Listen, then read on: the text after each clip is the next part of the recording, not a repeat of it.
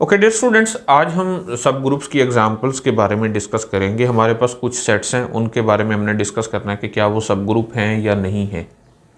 तो सब group prove करने के लिए हमने एक सब ग्रुप क्राइटेरिया पढ़ रखा है। वो ये है कि अगर H किसी भी ग्रुप G का कोई भी सबसेट हो तो हम ये कह सकते हैं कि H इज़ अ सब group of G if and only if for all A B belong to H A B inverse also belong to H।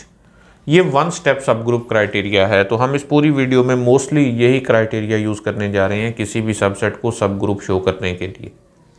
Okay, तो एग्जांपल नंबर 1 है कि let G be an abelian group. इसमें ये बड़ी important है कि G एक abelian group है with identity E show that the set H having the elements X in G such that X square is equal to identity is a subgroup of G। अब ये क्या है कि H में group G के वो वाले एलिमेंट्स हैं जिनका स्क्वायर आइडेंटिटी के इक्वल है। अब हमने H को G का सब ग्रुप शो करना है तो हम ऐसा करते हैं कि H में से कोई से भी दो एलिमेंट ले लेते हैं। Let A and B both belong to H।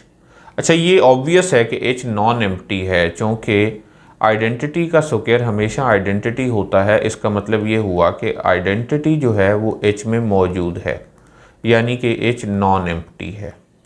सो अगर नॉन एम्प्टी है तो हम उसके कोई से दो एलिमेंट ले लेते हैं A और B। अगर A और B H के मेंबर्स हैं तो इसका मतलब A और B H वाली कंडीशन को सेटिस्फाई करते हैं, यानी कि A स्क्वायर B आइडेंटिटी के इक्वल है और उसके साथ साथ क्योंकि B H का मेंबर है इसलिए B स्क्वायर B आइडेंटिटी के इक्वल है। ओके, अब हमने ये शो करना है कि A B inverse B H का मेंबर है। अब A B इनवर्स को H का मेंबर होने के लिए ज़रूरी है कि A B इनवर्स उस कंडीशन को सेटिस्फाई करे जिसको H के एलिमेंट सेटिस्फाई कर रहे हैं, और H में वही एलिमेंट्स हैं जिनका स्क्वायर आइडेंटिटी है। तो देखते हैं कि क्या A B इनवर्स का स्क्वायर B आइडेंटिटी है। ओके, तो A B inverse whole square इसको हम लिख सकते हैं A B inverse and multiply with A B inverse, क्योंकि जब भी पावर 2 होती है तो उसका मतलब है अपने आप के साथ मल्टीप्लिकेशन। ओके, तो हम इसको यूं भी लिख सकते हैं A B inverse A and B inverse. Okay, associative law हमने इसमें यूज़ किए। अच्छा, तो ये जो B इनवर्स A है, B भी ग्रुप का एलिमेंट है, A भी ग्रुप का एलिमेंट है और ग्रुप अबिलियन है। इसका मतलब यह है कि ग्रुप के तमाम एलिमेंट्स आपस में कम्यूट करते हैं। तो हम इसको लिख सकते हैं A into A B inverse into B inverse. इसके साथ हम यहाँ रीज़न लिख सकते हैं कि G इज़ अबिलियन। हमने A और B H के मेंबर लिए और H जो है वो G का सबसेट है। इसका मतलब अल्टीमेटली A और B G के मेंबर भी हैं। तो अब हम इसको यूँ लिख सकते हैं A square and B inverse का स्क्वायर, या फिर इसको यूं भी लिखा जा सकता है A square and B square का इनवर्स। अब A स्क्वायर तो आइडेंटिटी के इक्वल है, B स्क्वायर भी आइडेंटिटी के इक्वल है, तो ये बन जाएगा identity into identity inverse. Identity का इनवर्स भी आइडेंटिटी और आइडेंटिटी से मिलकर ये आइडेंटिटी ही बन जाएगा। तो आपने देखा कि A B इनवर्स का जो स्क्वायर है वो भी आइडेंटिटी है, यानी कि A B इनवर्स जो है वो H में मौजूद है। अब चूँकि H के हमने दो एलिमेंट A और B लिए थे, A B इनवर्स भी H में मौजूद है, तो हम ये कह सकते हैं कि ये जो H हमने ले रखा है ये सब ग्रुप ऑफ G है। ओके, नेक्स्ट है हमारे पास कि let G be an abelian group under multiplication, यानी ग्रुप जो है वो अबिलियन है और उसमें जो ऑपरेशन बताया गया वो मल्टीप्लिकेशन का है और उसमें आइडेंटिटी E है। हमने ये शो करना है कि दिस H इज़ अ सब ग्रुप ऑफ G। अब इस H के मेंबर किस तरह के हैं? H is equal to X square such that X belong to G, यानी ग्रुप के जो मेंबर्स हैं उनके स्क्वायर लेते चले जाएं। हर एलिमेंट का स्क्वायर लेने से जो नया एलिमेंट मिलेगा वो H का मेंबर है। तो हमने H को G का सब ग्रुप शो करना है, तो उसके लिए देखें कि क्या वाकई ये H जो है वो नॉन एम्प्टी है। तो ऑब्वियसली ये नॉन एम्प्टी है क्योंकि E जो है वो ग्रुप का मेंबर है। अब चूँकि आइडेंटिटी ग्रुप का मेंबर है तो बाय डेफिनेशन आइडेंटिटी का जो स्क्वायर है वो H का मेंबर होगी, और आइडेंटिटी का स्क्वायर H में होने का मतलब यह है कि आइडेंटिटी खुद H में मौजूद है, क्योंकि आइडेंटिटी का स्क्वायर भी H ही है। तो यहाँ से हम ये कह सकते हैं कि ये जो H है ये नॉन एम्प्टी सेट है। अच्छा, तो हम इसके दो एलिमेंट लेते हैं, let A and B both belong to H. अब अगर ये एच के मेंबर हैं तो इसका मतलब ये है कि ये ग्रुप जी के किसी एलिमेंट्स के स्क्वायर्स हैं, ओके। यानी हम ऐसे लिख सकते हैं कि then A is equal to X square and B is equal to some Y square such that X and Y both are members of group, okay. अब हमें क्या शो करना है कि ए बी इनवर्स बी एच का member है, देखते हैं। अब ए बी इनवर्स को एच का मेंबर होने के लिए ज़रूरी है कि ए बी इनवर्स जी के किसी एलिमेंट का स्क्वायर हो, क्योंकि एच में वही एलिमेंट्स हैं जो जी के एलिमेंट्स के स्क्वायर्स हैं। सो हम लिखते हैं ए बी इनवर्स। सो ए की वैल्यू जो कि एक्स स्क्वायर है, बी की वैल्यू जो कि वाई स्क्वायर है, सो वाई स्क्वायर का इन्वर्स हो जाएगा। हम इसे लिख सकते हैं X square and Y inverse का स्क्वायर, ओके। अब चूंकि ग्रुप अबिलियन है तो अबिलियन होने की वजह से हम इसे पहले तो यूं लिख देते हैं कि x into X Y inverse into Y inverse. तो यहाँ पर हम ये ब्रैकेट लगा सकते हैं एसोसिएटिव ला। सो हम इसे यूं भी लिख सकते हैं x into Y inverse x and Y inverse, या फिर यूं भी लिखा जा सकता है x Y inverse into X Y inverse, या फिर इसको हम लिख सकते हैं x वाई इनवर्स का स्क्वायर। अब आप सोचें कि ये जो x और y थे जो कि g के मेंबर्स थे और g अबिलियन होने की वजह से x y का इनवर्स भी g का मेंबर है, where x y inverse belong to g। तो हमने ये देखा कि a b इनवर्स g के ही किसी मेंबर का स्क्वायर है, यानी इससे हमें ये पता चला कि ये जो ए बी इनवर्स है ये एच का मेंबर है, और ये एच का मेंबर होने की वजह से हम ये कह सकते हैं कि ये जो एच है ये सब ग्रुप है, ओके। नेक्स्ट है हमारे पास let G be an abelian group with identity e show that H is a सब ग्रुप ऑफ जी। अच्छा, जी फिर से हमारे पास एक अबिलियन ग्रुप है और आइडेंटिटी भी बता दी गई है कि आइडेंटिटी ई है। अब एच के मेंबर किस तरह के हैं? एच के मेंबर्स ग्रुप जी के वो वाले मेंबर्स हैं जिनका ऑर्डर फाइनाइट है, ओके। तो सबसे पहले देखते हैं कि क्या एच एक नॉन एम्प्टी सेट है। तो since order of identity is equal to 1 यानी कि फाइनाइट है, इसका मतलब ये हुआ कि ये जो आइडेंटिटी है ये एच का मेंबर है, और अगर आइडेंटिटी एच में मौजूद है तो इसका मतलब ये है कि एच नॉन एम्प्टी सेट है, ओके। अब हम एच के कोई से भी दो एलिमेंट लेते हैं, let A and B both belong to H. अगर ये दोनों एच में मौजूद हैं तो इसका मतलब ये है कि इन दोनों का ऑर्डर फाइनाइट है। Then order of A is a finite number and order of B is also a finite number. अच्छा, अगर ये दोनों फाइनाइट नंबर्स हैं तो हम इनको सपोज कर लेते हैं कि एक m है और एक n है।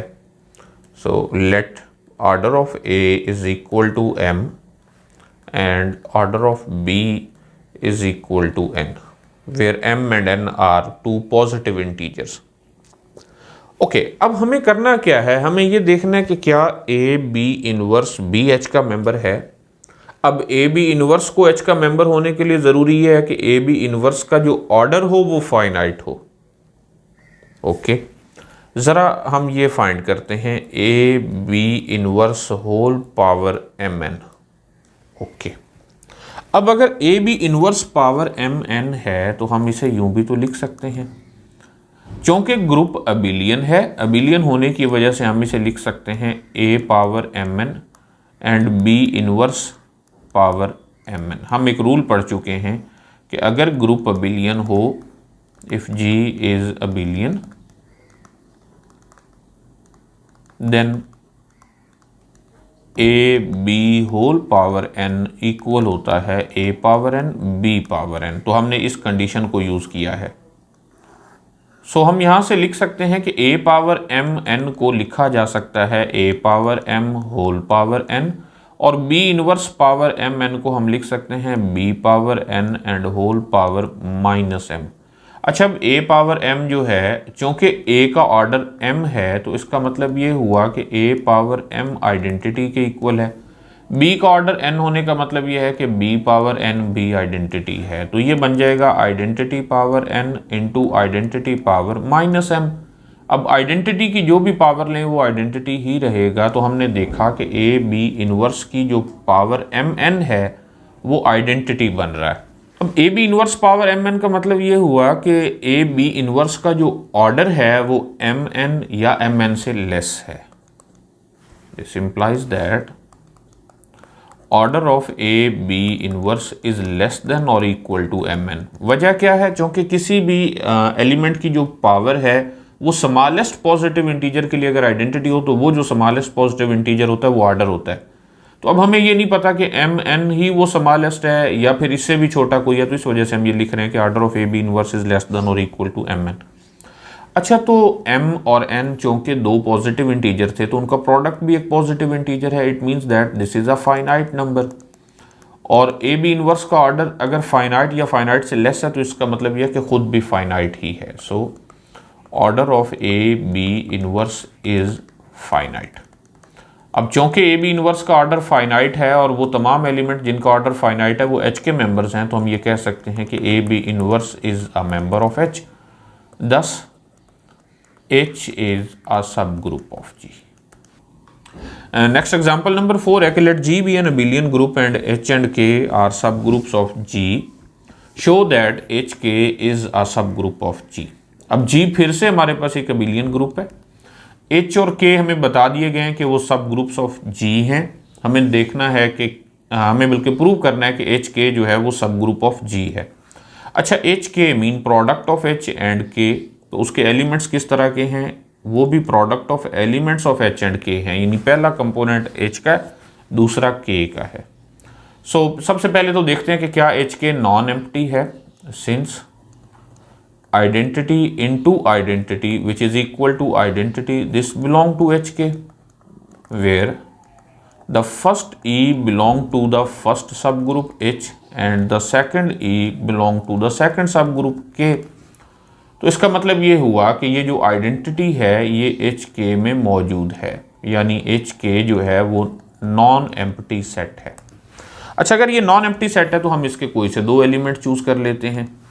So let A and B both belong to HK। अच्छा, अगर A और B HK के मेंबर हैं तो HK के मेंबर तो product of H and product of K है। इसका मतलब ये है कि हम लिख सकते हैं A is equal to some H1 K1 and B that is equal to H2 K2 for H1 H2 belong to capital H and K1 K2 belong to capital K।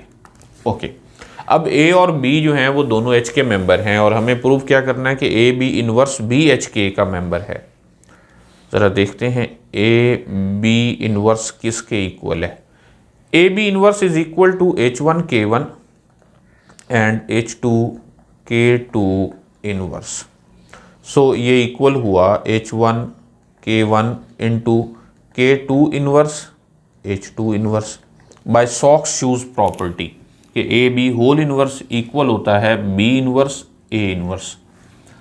सो अब हम इसको यूं लिख सकते हैं H1 into K1 K2 inverse into H2 inverse. So अब आप ज़रा गौर करें कि ये जो एलिमेंट है ये K का एलिमेंट है। क्योंकि K1 और K2 अगर K में मौजूद हैं और K एक सब ग्रुप है तो इसका मतलब ये हुआ कि K1 K2 इनवर्स भी K का मेंबर है और ये H2 इनवर्स ये G H का मेंबर है। खैर ये दोनों G के मेंबर तो हैं ही। अगर G के मेंबर हैं और G एबिलियन है, इसका मतलब ये है कि इन दोनों को कम्यूट करवाया जा सकता है। तो हम इसे लिख सकते हैं कि this is equal to H1 H2 inverse into K1 K2 inverse. Okay, तो अब हम इनको यूं लिख लेते हैं। सो H1 H2 इनवर्स ये H का मेंबर है। हम यहाँ इसकी रीज़न लिख देते हैं कि since H and K are subgroups of G, so H1 H2 inverse is a member of H and K1 K2 inverse is a member of K। अगर ये सब ग्रुप ना होते तो फिर इनका H और K में मौजूद होना ज़रूरी नहीं था। हम ये लेट कर सकते हैं कि ये जो H1 H2 इन्वर्स H में मौजूद है, इसको हम कह देते हैं ये H3 है, और K1 K2 इन्वर्स जो कि K में मौजूद है, हम ये लेट कर लेते हैं कि ये K3 है। हम लिख सकते हैं AB inverse is equal to H3 and K3 where H3 belong to capital H and K3 belong to capital K। हमने देखा कि ए बी इन्वर्स जो है वो अगेन एच के का मेंबर है, और अगर ये एच के का मेंबर है तो हम ये कह सकते हैं कि ये जो सेट हमने लिया था एच, ये सब ग्रुप ऑफ जी है। ओके, नेक्स्ट एग्जांपल नंबर 5 में हमें बताया गया कि let G is equal to R asterisk under multiplication. यहाँ जो आर स्टेरिक है इससे मुराद है set of all real numbers except zero, zero के अलावा बाकी तमाम रियल हैं। Consider h equal x in g such that x is equal to 1 और x belong to q prime. q prime से मुराद है इर्रेशनल, यानी h में ऐसे एलिमेंट्स हैं, ऐसे नॉन ज़ीरो रियल नंबर्स हैं जो या तो 1 हैं या फिर वो इर्रेशनल हैं। इर्रेशनल यानी ऐसे नंबर जिन्हें p ओवर q की फॉर्म में ना लिखा जा सके। तो देखना यह है कि क्या ये एक सब ग्रुप है या नहीं है।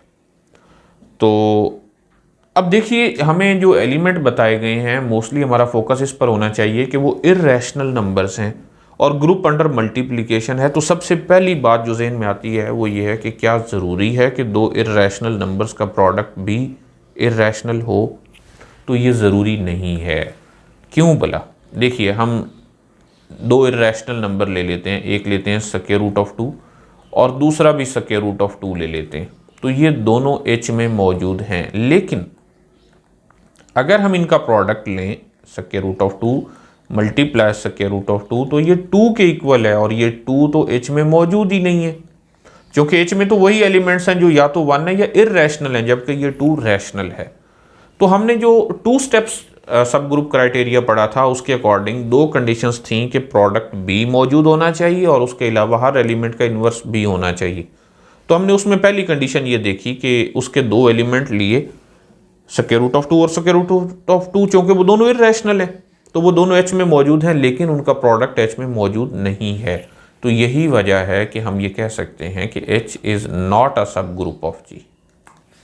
ओके, अब दूसरा सेट है K के एलिमेंट्स किस तरह के? X in G such that X is greater than और इक्वल टू 1, यानी ऐसे तमाम नॉन ज़ीरो रियल नंबर्स जिनका प्रोडक्ट 1, जिनकी वैल्यू 1 या 1 से ग्रेटर है।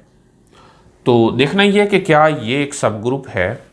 तो क्या हर एलिमेंट का इन्वर्स, हर ऐसे एलिमेंट जो 1 या 1 से ग्रेटर हो, क्या उसका इन्वर्स भी 1 से ग्रेटर होना ज़रूरी है? तो इसका आंसर है नो। देखिए कैसे, अगर हम एक एलिमेंट लें, बल्कि लेट ना करें, हम जानते हैं कि ऐसा होता है since 2 belong to K। Okay, यानी 2 एक ऐसा रियल नंबर है जो 1 से ग्रेटर है। लेकिन अगर हम इसका इन्वर्स ले लें, 2 का इन्वर्स जो कि इक्वल है 1/2, ये तो इक्वल होता है 0.5 और ये इसमें मौजूद ही नहीं है। यानी हमने देखा कि K में एक ऐसा एलिमेंट भी मौजूद है जिसका इन्वर्स K में मौजूद नहीं है। तो हम ये कह सकते हैं कि K भी सब ग्रुप नहीं है।